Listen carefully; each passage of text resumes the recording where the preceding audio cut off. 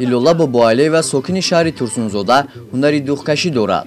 ӯ имрӯз ҳамчун иштирокчии озмуни намоишҳои ҳунарҳои миллӣ ки дар маркази шаҳри Турсунзода ташкил карда шудааст, маҳсулотҳои хешро ба маърази тамошо гузоштааст.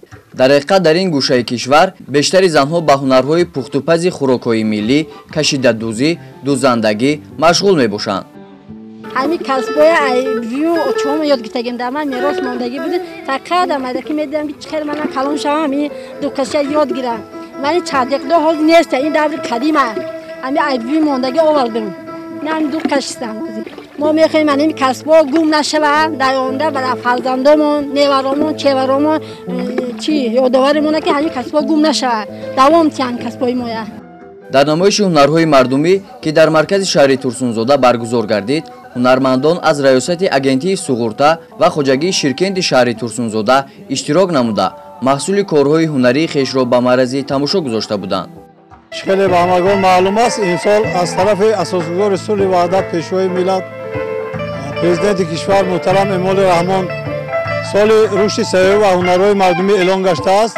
навбати раёсати агентии суғуртаи ижтимоӣ нафақаи назди ҳукумати ҷумҳурии Tojikiston дар шаҳри Турсунзода тасмим гирифтаем ки ба мардум анъанаҳои миллӣ, ҳунарҳои мардумӣ нишон дода як барномаи консертӣ ба шаҳрвандони шаҳри Турсунзода таҳия намоем.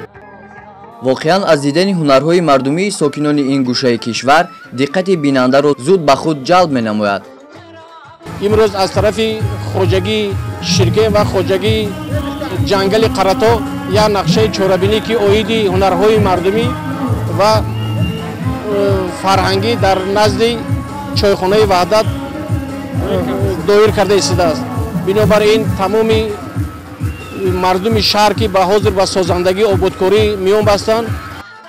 ҳамчунин дар ин чорабинӣ сокинони ин гӯшаи кишвар касбу ҳунарҳои табақтарошӣ, созтарошӣ, намадбофӣ, духкашӣ, пухтани хӯрокҳои миллӣ, нонпазӣ ва ғайраҳоро ба маърази тамошо гузошта буданд.